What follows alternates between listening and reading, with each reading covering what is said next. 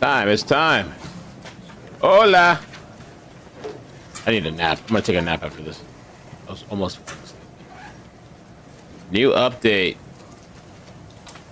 All right, good afternoon, everybody. My name is Kevin McMahill. I'm the sheriff of the Las Vegas Metropolitan Police Department, and we are collectively here this morning to give you an update on the CyberTruck explosion at the Trump Hotel on Las Vegas Boulevard yesterday. Our work never stopped, as many of you went to sleep last night, and I just want to give you an update on a lot of what it is that we found through the processing of the CyberTruck. This is a joint investigation involving the FBI, the ATF, the Las Vegas Metropolitan Police Department, and these folks worked through the night and found a lot of stuff that is very useful for this investigation. As you look at this CyberTruck here, we had to transport this down to our fleet services so that we could really get through this thing. And I remind you that the subject inside wasn't able to be removed for a very long period of time because he was burnt beyond recognition. And so as we continue to move through this, I'm going to talk a little bit about his identity and what we believe, but I would like to highlight a couple of things that the teams found inside of the CyberTruck that are useful to the investigation. And that, first and foremost, is a military identification. We also found a passport. We found a Desert Eagle 50 caliber semi-automatic pistol. And if you'll notice on a lot of these guns that we're going to talk about here, they're almost just burnt beyond recognition as well. There's a SLR model B30 semi-automatic firearm, number of fireworks that were still in the vehicle that had to be removed. Notably, we found an iPhone and a smartwatch, and then several credit cards were also in the name of our subject. Our subject is 37-year-old Matthew Livelsberger. He's of Colorado Springs, Colorado, born July 22nd of 1987. Now, as you'll see here on a picture of his driver's license, let's see, the question really still remains for me, and I know that there's a lot of you folks in the media that are identifying this person as the person in our vehicle. As I mentioned to you already, his body is burnt beyond recognition, and I do still not have confirmation 100% that that is the individual that was inside of our vehicle. And so as I'm calling it now, the subject or person of interest, I will not come back until I have the confirmation through DNA or medical records that this is indeed, in fact, the subject inside of the vehicle. Now, further complicating this identification of this individual, we also discovered through the coroner's office that the individual had sustained a gunshot wound to the head prior to the detonation of the vehicle. One of the handguns was found at his feet inside of the vehicle. Obviously, in how we're trying to identify him, and I'm feeling comfortable to give you this information, is a tremendous amount of substantial evidence to include he rented the Turo vehicle. There are 2 tattoos, one of which was on the stomach and one of which is on the arm, that we can see bits and pieces of it as in comparison to what it is that we now know he had on his body that has given us a lot of confidence that this is, in fact, the same person. As well as the clearly obvious, which is the credit cards, the military identification, the passport. And then furthermore, as you'll see here in just a very short period of time, we tracked his movements from Colorado to Las Vegas, and in a number of the photographs that we were able to determine, he was the individual that was driving the vehicle. And also, I'd like to iterate this point to you, we still have only ever seen him in this vehicle, and we're not aware of any other subjects involved in this particular case. Now, I would like to acknowledge a couple of things because I know what's going on in the social media world, and there are a number of things in this case that are similar to the attack in New Orleans. We do know that our subject here served in the military. In fact, he's a current member of the military. Both of the subjects served at Fort Bragg, North Carolina. What we do know about that is It's a very large military base, and we have no record that they served in the same unit or even at the same years at Fort Bragg, something that continues to remain under investigation. I also know that they both served in Afghanistan in 2009. We don't have any evidence that they were in the same province in Afghanistan, the same location, or the same unit. Again, something else that remains under investigation. And we also know, of course, that they both used the rental company Turo to rent their vehicles. As far as his military background, it's been confirmed by DOD that he was indeed in the United States Army. He was also a Green Beret operations sergeant who spent most of his time at Fort Carson, Colorado, and in Germany. He was on approved leave from Germany, where he was serving with the 10th Special Forces Group. He was also previously in the National Guard and the Army Reserve. I'd like to point out to you that through exceptional joint investigative effort, we've gotten to a place where we believe we can show you his route to Las Vegas from Colorado, and Carlos will put up the map there for you. And we know that he rented the CyberTruck in Denver on December 28th.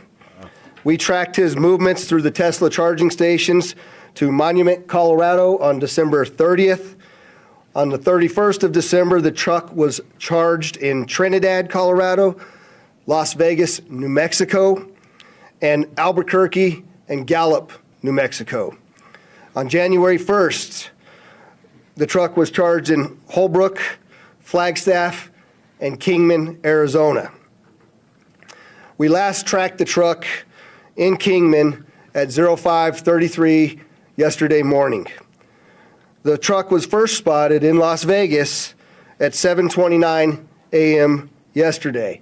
And Carlos will pull up a picture of the truck pulling onto Fashion Show Drive here. And that picture was observed at about 7:34 a.m. We know that he pulled into the Trump Valet, and I believe we have a video of that. You can see the Cybertruck highlighted there.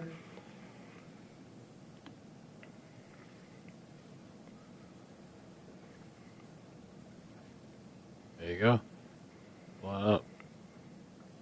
Pull up, pull up, pull up.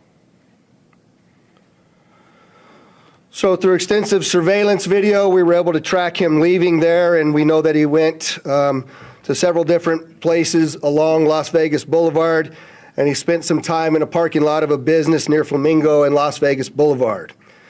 We didn't have a video of the truck pulling back onto Las Vegas Boulevard from the sands.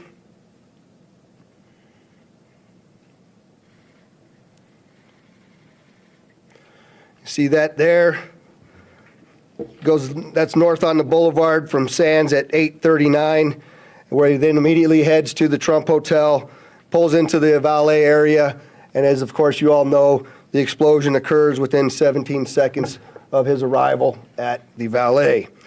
There's some additional investigative updates that are going to be provided to you by a couple of the other speakers here. Pickup truck. Ain't that the pickup truck right there, bro? I don't know. The first of which will be our special agent in charge of the FBI local office, Spencer Evans. Spencer?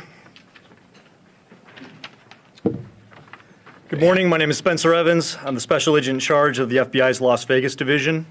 As the sheriff mentioned, we've been working through the night with our partners, the Las Vegas Metropolitan Police Department and other agencies, to gather all the facts and determine a motive to what was initially reported to the FBI as a bombing incident, to which our special agent bomb techs and others responded. Obviously, we're always concerned in these sorts of events to ascertain what the motive is. We understand that's everybody's at the forefront of everyone's thoughts. And so looking into exactly what the motivation is remains our number one priority. This is why the FBI's Joint Terrorism Task Force has been brought into play. The Joint Terrorism Task Force, most important part of that acronym is joint. It is done in concert with our partners, which are comprised of more than a dozen investigative agencies here throughout the state of Nevada. We've been working hand in glove, side by side, tirelessly to determine, is there any ongoing threat to the public, to identify the subject, to determine any potential connection to other events going on in the world, most notably in New Orleans, and then obviously to determine if there's anything else that we need to be tracking down. At this time, as the sheriff's pointed out, we feel that the subject has been identified, although not conclusively, waiting for DNA evidence on that front. However, we do feel like we have the subject identified, and at this time there is no information about additional subjects that the FBI is tracking on. Our resources, as I mentioned, that have been deployed in support of this event include Special Agent Bomb Techs, our evidence response team, which is processing crime scenes, side by side with the forensics folks from Las Vegas Metropolitan Police Department, our investigators, our intelligence analysts, and then outside of the FBI Las Vegas field office, we have investigative leads that are being conducted by FBI field offices, both internationally and domestically as well. As always, when the FBI is involved with any sort of case like this, we ask for help for the public. Anyone with information related to this incident, we encourage you to please call 1-800-CALL-FBI, or you can submit a tip online at tips.fbi.gov. We've already received thousands of tips related to this incident. The challenge that we face moving forward is to separate those that are pertinent and relevant and those that can be verified from those that have not. For example, one of the tips that we received just today relates to information alluding to this subject's personal experiences related to his time and activity in the military. Again, that's unverified and uncorroborated, but one of many tips and leads that we will be following up in the days that come. If you have any additional information, again, encourage everyone, 1-800-CALL-FBI or submit it online, tips.fbi.gov. We will tirelessly work to exhaust all investigative leads and conclusively determine what the nature of this particular incident was, what the motivation was, and to the extent possible, share all that information as we obtain it. I'll now turn some time over to the Assistant Special Agent in charge from the ATF, Kenny Cooper.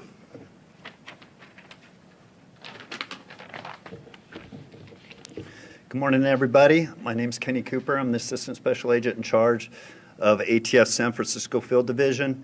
ATF is bringing our expertise in post-blast investigations and our crime gun intelligence to specifically assist in this investigation.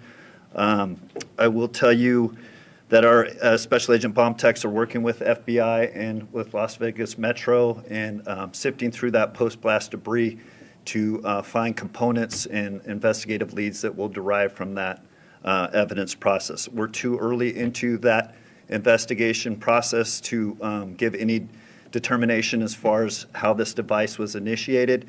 I will say that we do know that the components primarily consist of fireworks, mortars, aerial shells, and are all consumer fireworks. Nothing commercial grade has been discovered at this point, and we've identified some fuel enhancers like the Coleman fuel and VP Racing fuel and some explosive targets that can be purchased at any sporting goods store. We've also, as the sheriff mentioned, we've identified 2 semi-automatic handguns recovered from the Tesla. We have successfully traced those firearms, and I can tell you that Matthew Livesberg lawfully purchased both of these firearms on December 30th, 2024.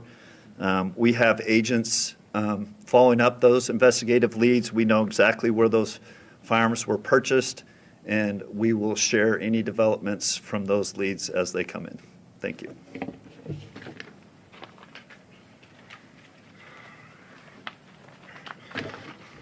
We also have the Clark County Fire Chief here, John Steinbeck, and he didn't have any additional updates, but if there's any questions in regards to what the fire department did during this, he's here to answer those questions as well. With that, I'd just like to say before I take a couple questions from all of you, you'll notice that we're not releasing information that we haven't corroborated and verified. We're very well aware of all of the things that are going around on social media. But that's just the way we're going to conduct this investigation. We're not putting it out until we can tell you for a fact what information it is that we're putting out. And so we're going to continue to do that, but I'm also confident to tell the Las Vegas community and this great nation that we don't believe there's any further threat from this subject or anybody associated to him here in Las Vegas. With that, Denise, I saw you had your hand up. If you could just identify yourself, please. Sure, Sheriff Denise Ross from Channel 3 in Las Vegas. Did this suspect have any other connection to Las Vegas? Had he ever been here before or any reason to be here? So the question was, did the subject have any ties to Las Vegas, or had he ever been here before? I do believe we had one instance a number of years ago where he stayed at a local hotel, but we're still trying to verify that information as well. Sir? David Charles, KLAS TV. There was, you have a gentleman in a CyberTruck Trump hotel. There's information that the FBI was in Colorado Springs last night, possibly at this gentleman's home. Any information about why? I think I'll let Spencer answer that question. Yeah, so as I mentioned, the motivation at this point is unknown. We are, as I mentioned earlier, following investigative leads both domestically and internationally as well. And so that includes search warrants and witness interviews, collecting forensic information, and basically trying to compile the facts. And so there's investigative activity taking place literally around the globe, trying to determine what the potential nexus is. But at this time, at this particular moment in time, as the sheriff aptly said, we have to focus on what we know and what we don't know. We know we have a bombing, absolutely, and it's a bombing that certainly has factors that raise concern. It's not lost on us that it's in front of, of the Trump building, that it's a Tesla vehicle, but we don't have information at this point that definitively tells us or suggests it was because of this particular ideology or any of the reasoning behind it. That's the purpose of the investigation that we're conducting, is to get to the bottom of exactly what happened, why and how. Sir? Tim Caputo at KBC in Los Angeles. You mentioned a number of similarities between this case and the one in New Orleans. How far in the investigation process do you guys go to try to rule out that they are connected, knowing that you already have a couple things that seem to connect them together? So the question is how are we working to rule in or rule out any connections to the New Orleans event?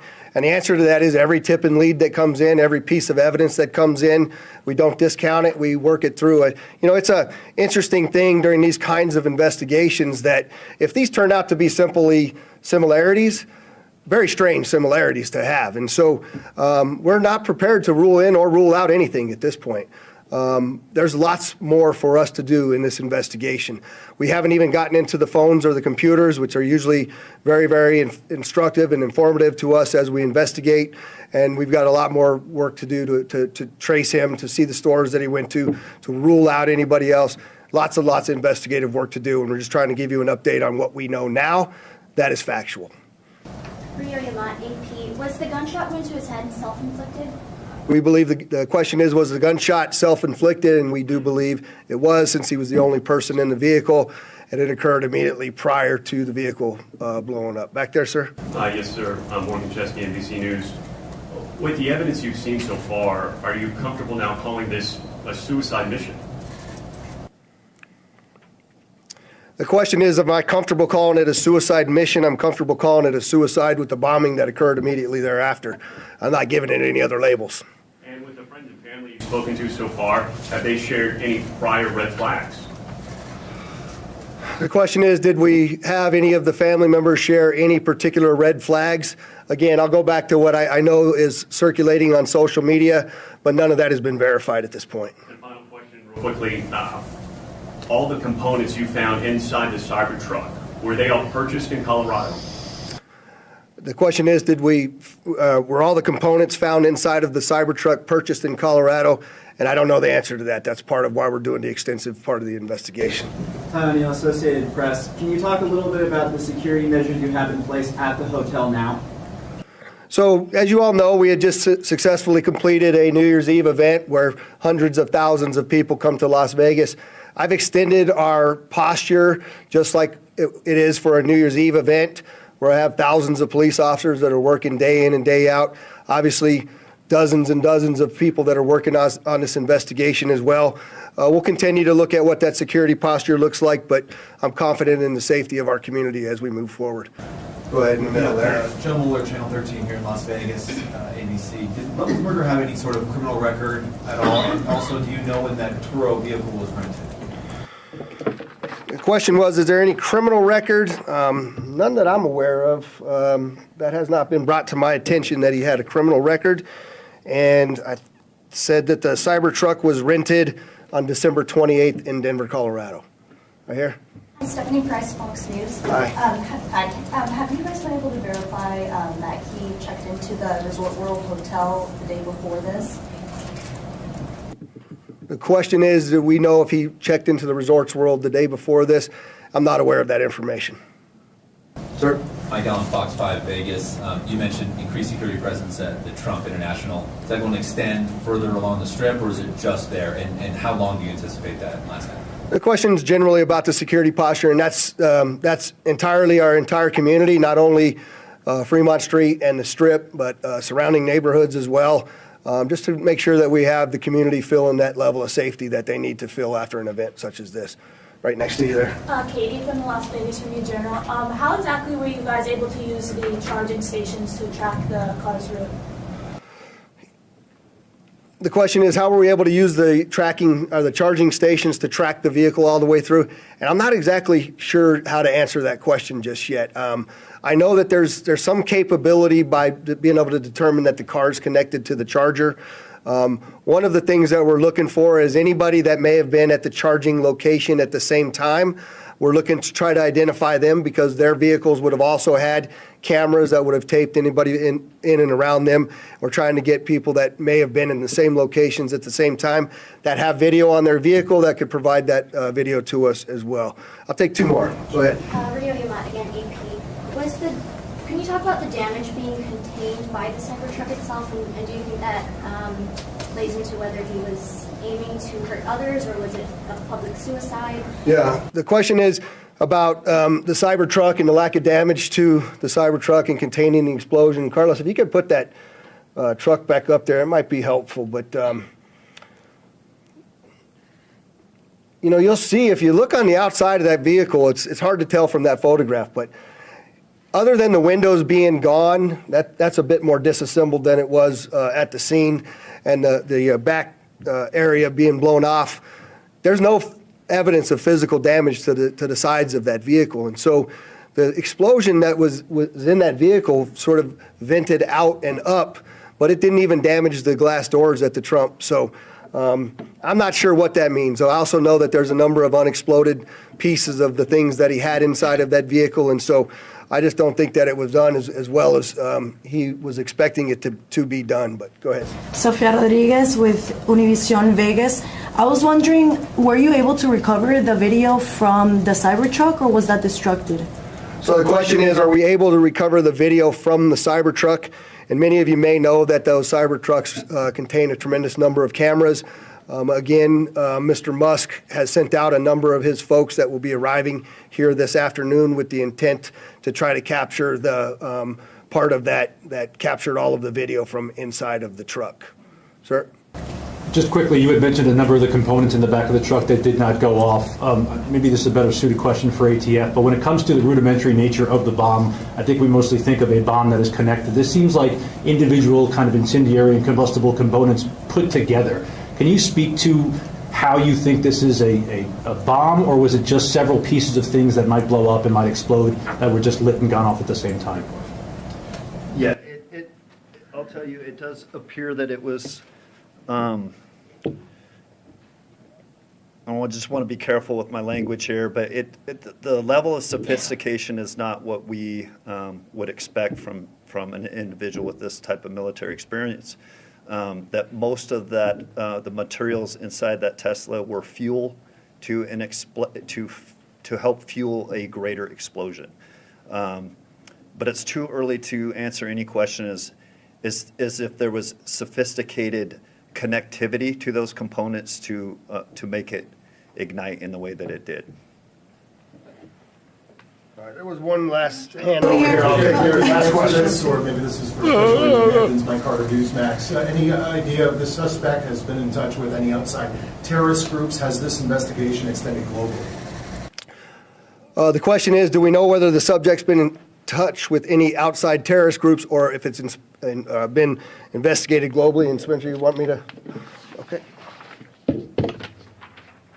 So the question about whether it's being investigated globally, absolutely. Like I said, we're running down investigative leads around the world. No information that we're aware of right now that connects this individual to any terrorist organization around the world.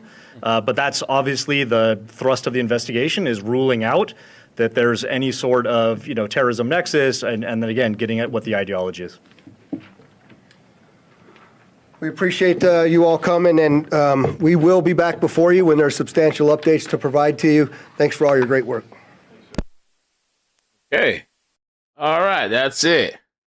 Amazing.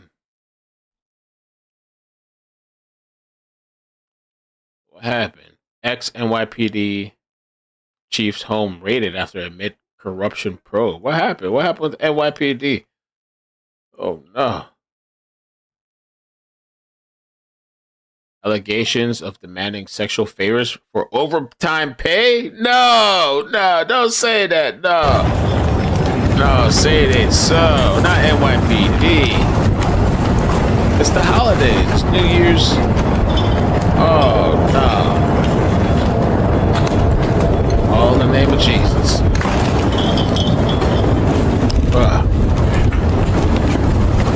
Mamma mia.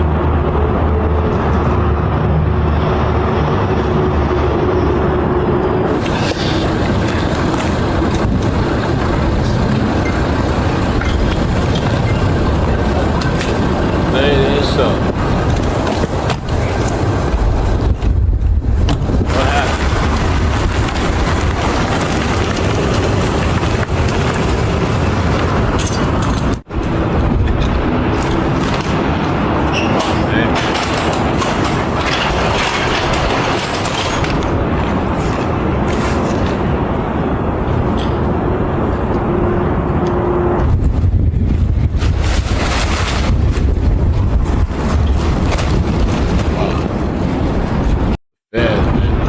Pictures. Oh no. Lauren, what you doing, man? You got a bunch of bitches taking pictures. Oh shit. Why no gloves though? You got no gloves on? Oh no. Hashtag Karen Reed, okay? Man.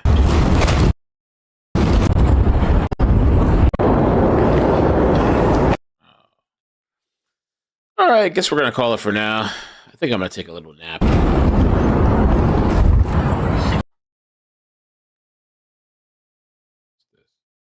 The reason that she's the way she is, she's got PTSD or whatever, post-traumatic Down syndrome. No, it's not. She ain't got Down syndrome. I'm tripping.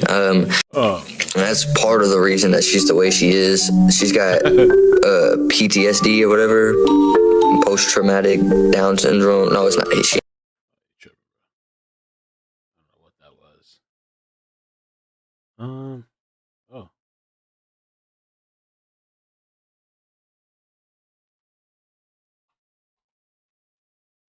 Oh. No.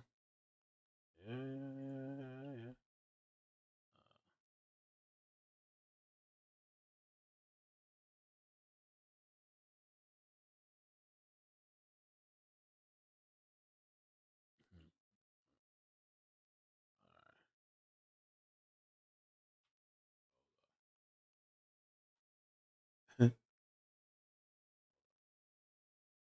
I'm just trying to figure out how I'm going to pay this rent. What's wrong, John? I'm only a little behind. Run! The water, the gas, my phone, and my car is leaking some kind of fluid.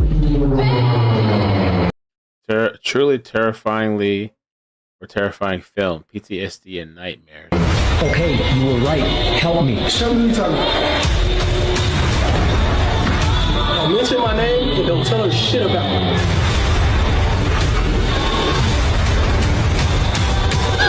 Bro, what the fuck is going on? About me? Bro, I've been calling you, haven't told me anything. What?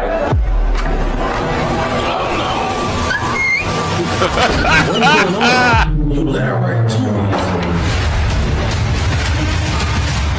If you don't have it, just say, I don't fucking have it! The Bills have eyes. Bro. I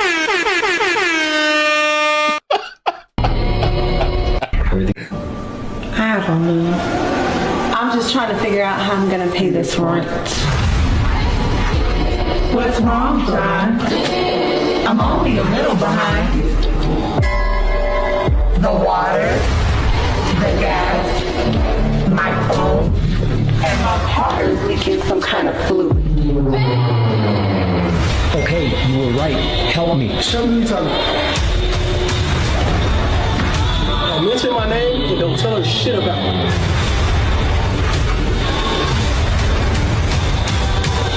Bro, what the fuck is going on? About me? Bro, I've been calling you, haven't told me anything about it. What? What is going on? You there right too. If you don't have it, just say, I don't fucking have it! I want to see that movie. All right, but yeah, I'm getting off. What has this got to do with the Cybertruck? Nothing. I'm not beholden to just one topic. I'm actually getting off. I was just updating the Cybertruck topic and press conference and getting off. But whatever happens tonight, I'll jump on tonight.